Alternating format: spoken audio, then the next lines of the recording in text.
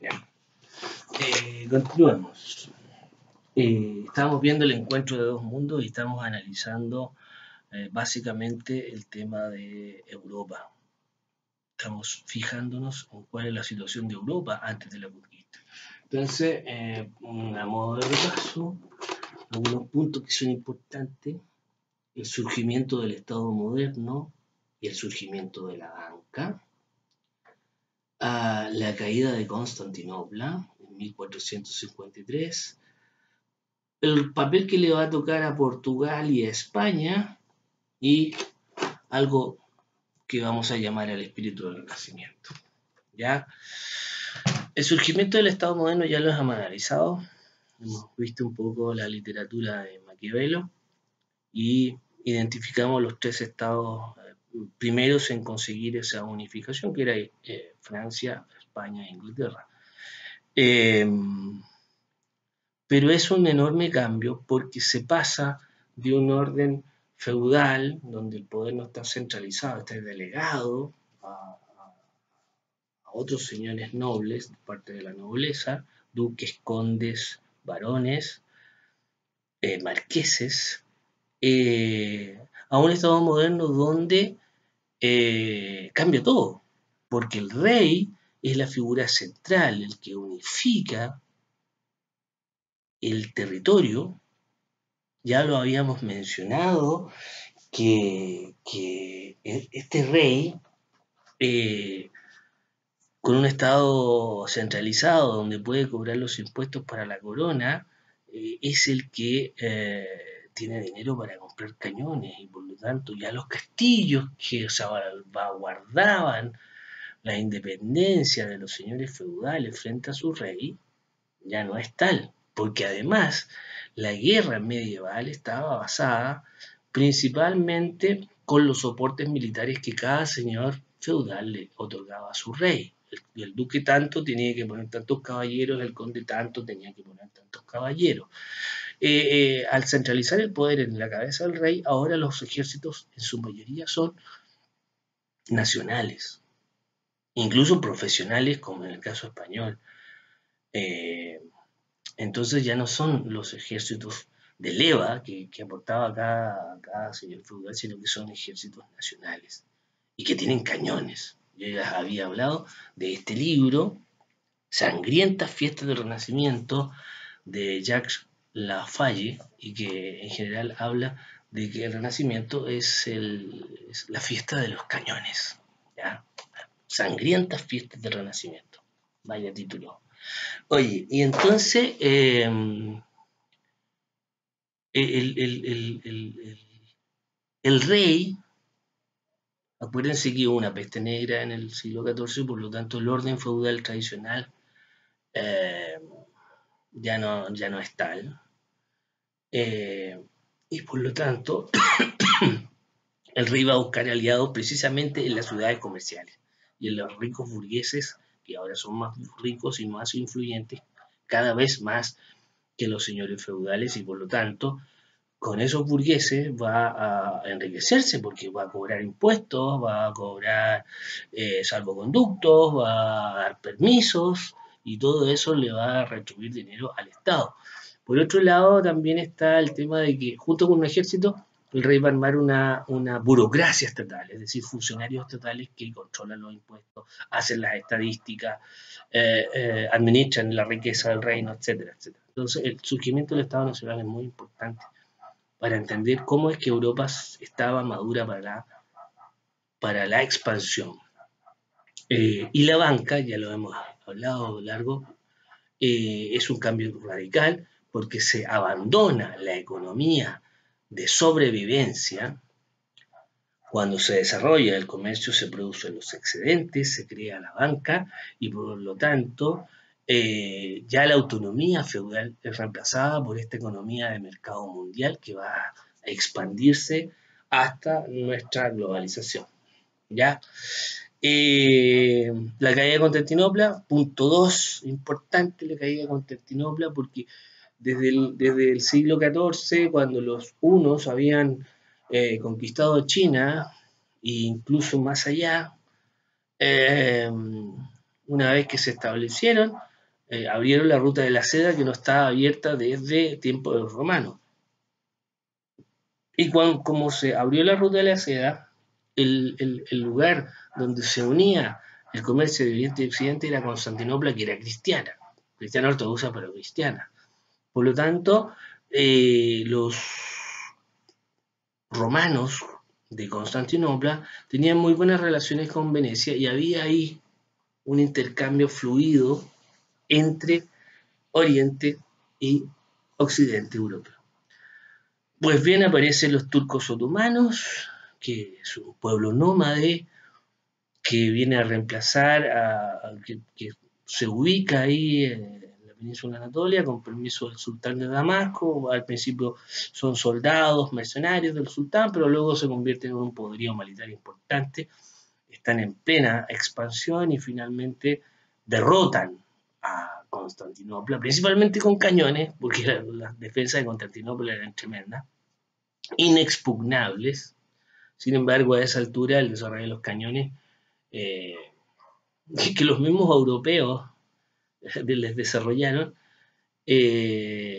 permitieron la conquista de Constantinopla y ese paso, de cierta manera, se cerró entre Europa y Asia. Por lo tanto, surgió la necesidad de buscar nuevas rutas, porque esa ruta, la antigua ruta de la seda, que atravesaba el continente asiático, ya no iba más. Y eso obligó a nuestro tercer punto, que es el Portugal y España, los reinos de la península ibérica. Primero Portugal se lanza ya en 1315 a circunnavegar África para poder llegar a la India. En 1315 conquistan Ceuta y bajo la protección de Enrique el Navegante, el rey de Portugal, Portugal se va a lanzar a una empresa marítima decidida y constante. Y por otro lado España, que estaba muy inmersa en su reconquista contra los musulmanes y con la última caída del reino de Granada, una vez que logra expulsar a los musulmanes de la península, lo que va a hacer inmediatamente el insistente Cristóbal Colón es proponerle ese proyecto que no había aprendido en otros reinos a la reina Isabel y por lo tanto España se encuentra con la sorpresa de que hay un mundo nuevo. ¿Ya? Y quería hablar del espíritu medieval y renacentista. ¿Por qué? Porque lo que habíamos visto de la observación de la naturaleza, de intentar conocer el mundo ya no desde la perspectiva de la fe, sino desde la perspectiva de la inteligencia humana, eso, eso es particularmente propio del periodo que conocemos como la conquista de América. Hay una sed de conocimiento y de exploración. ¿Ya? En ese sentido, tenemos que hablar de Cristóbal Colón. Este es uno de los mejores libros que hay de Cristóbal Colón, de Jack Hearst. Hay muchos libros. ¿Quién es Colón? Bueno, Colón es un genovés, marinero, que conoce muy bien eh, el desarrollo de la geografía de la antigüedad. Ya conoce la felicidad de la Tierra. La verdad que la felicidad de la Tierra no era tan extraña para las clases más cultas, pero los datos que habían eran inexactos. La Tierra, bajo la mirada de Estrabón o de Aristóteles o de Ptolomeo, que eran los antiguos geógrafos de la antigüedad, se equivocaron de la dimensión de la Tierra y la Tierra era un poco más pequeña de lo que es. Por lo tanto, el proyecto de Colón era absolutamente factible según los estudios que se tenían en su época. Colón es de una tenacidad brutal. Él va a Portugal, va a España, va a Portugal, propone su proyecto, es incansable, es incansable. Hay varias películas que que deberían ver. Conquistadores Adventum es una de ellas. Yo se las recomendé el año pasado. Véanla, están en YouTube. Voy a colgar algunos videos para que vean. Y a propósito de eso, el espíritu aventurero, en eso estábamos. Tengo otro libro maravilloso que se llama América Imaginaria, porque hay una directa relación entre los espacios geográficos desconocidos y las criaturas míticas y fantásticas que en ella habitan.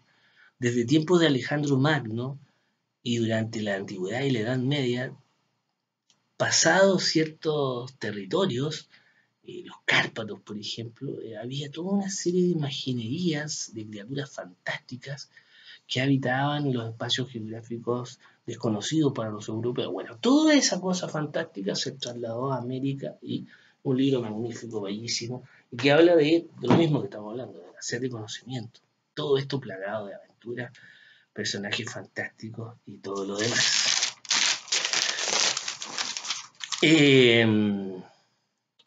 Esa es Europa. Y en el caso específico de España, España tiene esta doble faz. Por una parte, un espíritu medieval guerrero, de guerra santa, de reconquista, y por otro lado, una apertura total a la aventura caballeresca y al conocer otros espacios geográficos. Pero eso lo vamos a profundizar en la clase sobre los conquistadores. ¿Ya?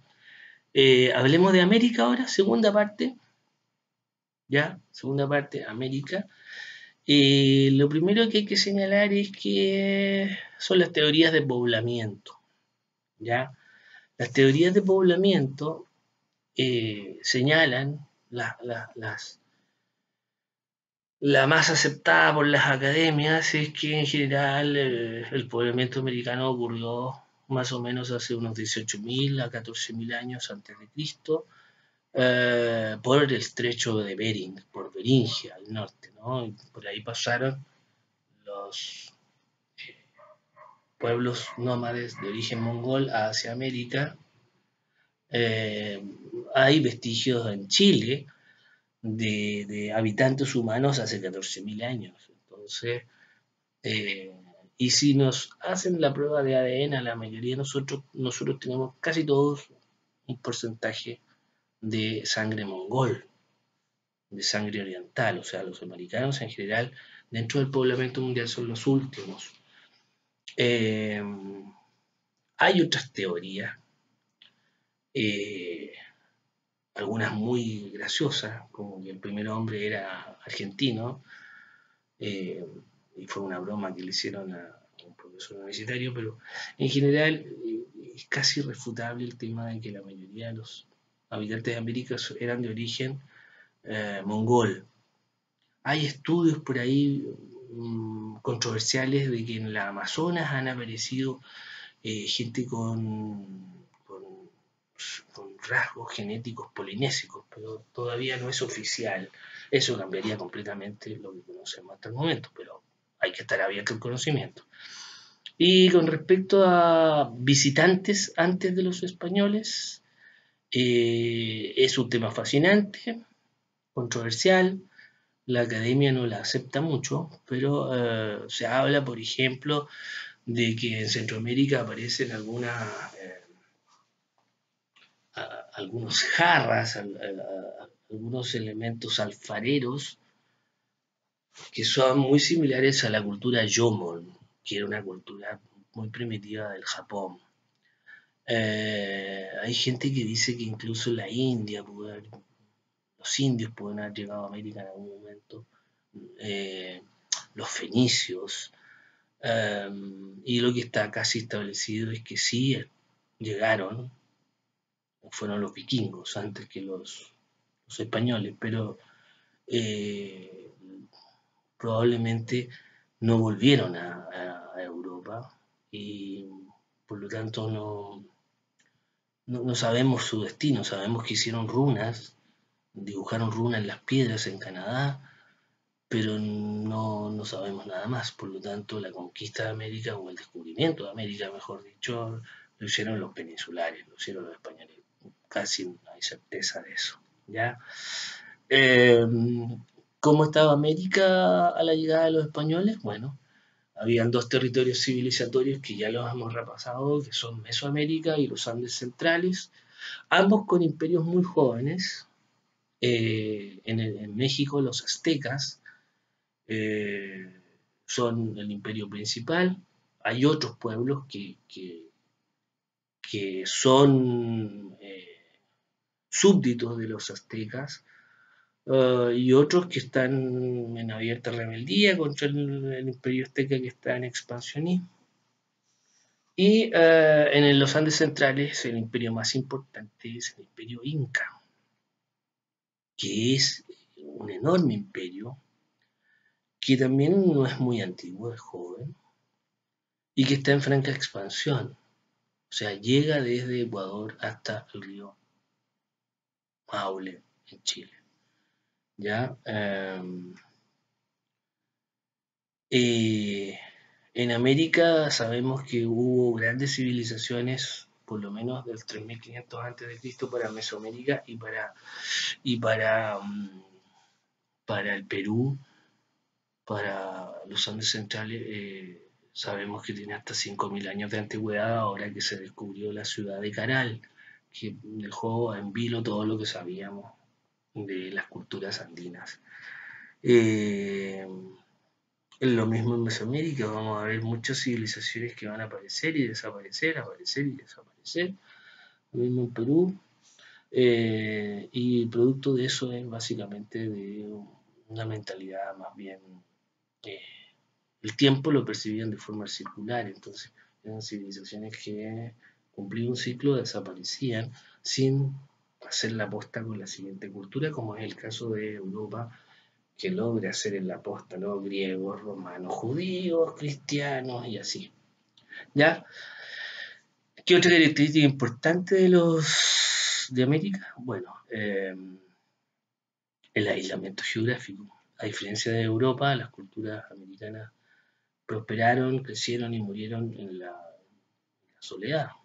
No tuvieron contacto con otro ser humano, salvo que si nos fijamos en estas teorías de otros visitantes chinos, fenicios, vikingos, pero parece que no tuvieron gran influencia, si es que alguna vez lo hubo. Eh,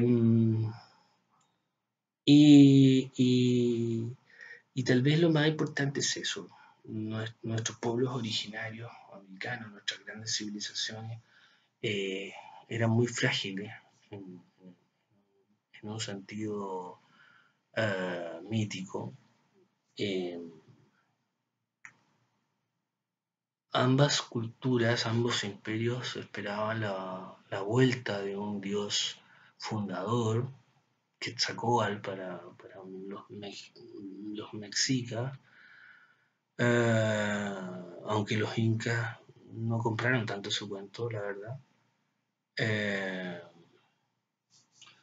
pero esa mentalidad circular y mítica les jugó una mala pasada contra los europeos. Pero lo que sí les jugó una pésima pasada y que le cobró la vida a varios cientos de millones de personas fueron las enfermedades. El aislamiento geográfico.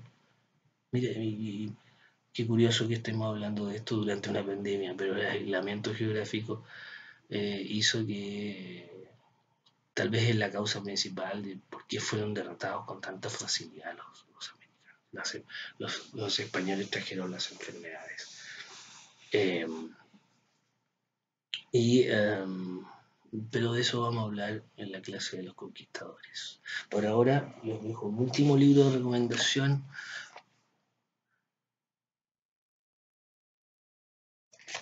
Las reglas del viento, un libro de editorial EDAF que habla sobre la Armada Española en el siglo XVI, un libro sobre marinos españoles durante el siglo XVI. Hasta aquí quedamos. Recuerden el choque de dos mundos, Europa, América. Uno en la edad de hierro, pólvora, enfermedades, banca, estados nacionales. Y dos imperios neolíticos, una geografía enorme, virgen, un mundo nuevo.